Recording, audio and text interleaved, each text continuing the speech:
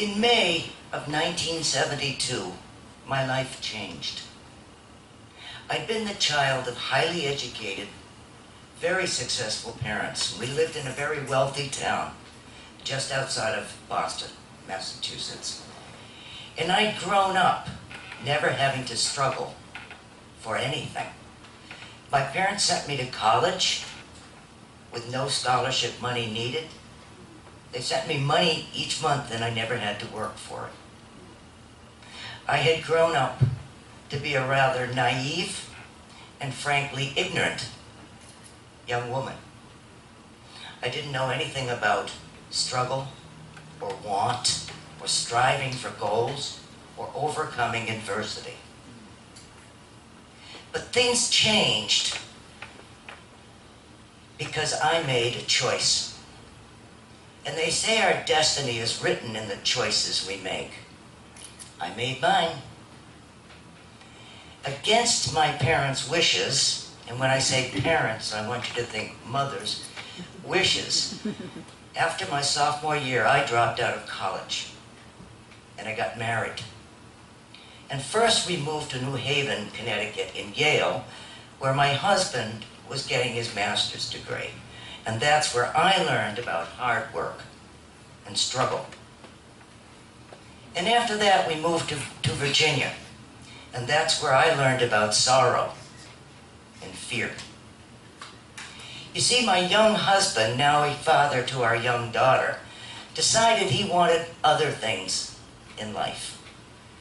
He told me this one night in May, as we lay in bed, and I remember his words perfectly. He said, "I'm not happy. I don't want to be married. I don't want the responsibility of fatherhood.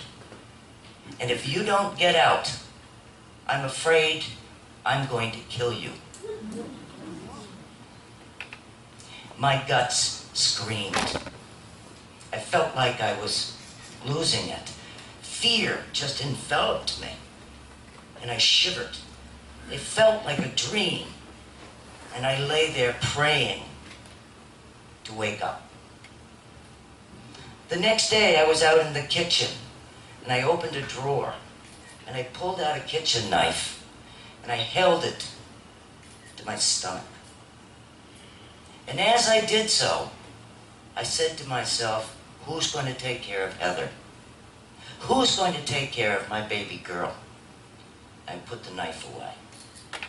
And I walked through the house, sort of stumbling and bumping against furniture. Didn't know what to do with myself. I knew I had to call my parents. It was about the last thing in the world I ever wanted to do. Because my mother had made it clear that if I dropped out of college and got married, I would be 100% on my own. My mother did not disappoint. When I called her, she didn't sound like a parent on the phone. She wasn't loving, she wasn't caring. She was cold and calculated. And she said to me, "Well, you can stay here for a short time." And that's it. And for the first time in my life, I knew I was completely and totally alone. 10 days after that, first I moved into my parents' house. I had asked them, obviously, if I could come. And I remember standing on the threshold and my mother opening the door to let me in. And the first words out of her mouth were, "You can stay here 2 weeks. That's it." My mother was never one to disappoint. 10 days, 10, remember I had 2 weeks. 10 days after that fateful day, I got in my car and I drove to the campus of the University of Massachusetts in Amherst. And I went straight to the Dean of Admissions' office. I had no appointment. But this feeling somehow of personal power came over me. And I walked into the office and I walked right up to the receptionist and I said I wanted to speak to the dean. She said, "I doubt he can see you." You haven't an appointment. And I stood there and I said, I don't care. I'll simply wait. Finally, a man came out, and I knew he was the dean. And he told me, come with me. And I had to tell my shaking legs to walk. But I did, and I followed him down the hall. And I handed him my transcripts like I was handing over my life. He sat me down in the office, and he asked me why I was there. And I told him. I told him the whole story. And in the telling, I had to stifle a scream. He looked at me. He read my transcripts. He thought. And finally, he looked at me with these beautiful steel gray eyes. And he said the kindest words that had been spoken to me since my life turned upside down. He said, you're in. You start. Are you ready to start summer school in June? From his office, I went to the housing office, and I found Heather and myself a small apartment in married student housing. From there, I went to the on-site daycare center, and I found a spot for Heather too, one day. When I got into the car that evening, I didn't climb in, I collapsed into it. And I don't even remember driving home. All I remember is crying and shaking. Not long after that, I got in my car with my daughter and all my worldly possessions, and I drove to the campus of the university. And when I got there at the apartment complex, I realized there's no way that I can get Heather and all this stuff into the apartment alone.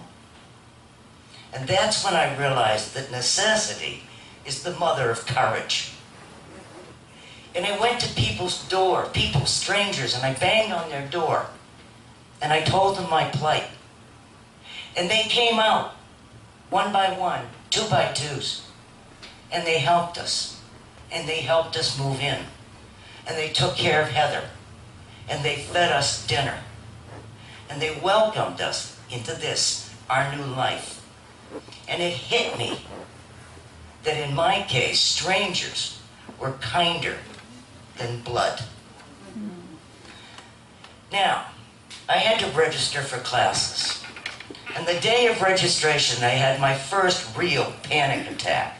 It was in the gymnasium, and there were thousands of students in lines, and chaos.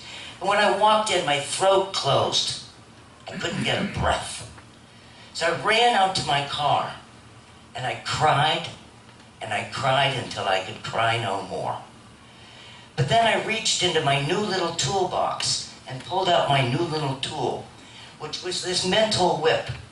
And I used that to kind of beat myself, to force myself to do things I didn't want to do. And I used that whip, and I got up, and I went back in, and I registered. Not long after that, classes started. It wasn't easy at first, because when I went to study, I'd start crying, and I couldn't read. But I took that mental whip out again, and I whipped myself a couple of times, and I did my homework. The weekends were the hardest. Fortunately, a very good friend of mine came up to visit, and he walked into my deep, dark den of depression, and he opened my blinds, and he opened my windows, and he opened my eyes. And he said, you get out of bed at the same time every day. I don't care how you feel. You open these blinds, you open these windows, and you move. I don't care where you go. Take Heather for a walk. Take her on a picnic. But move. So I moved. And I listened to him. And we walked.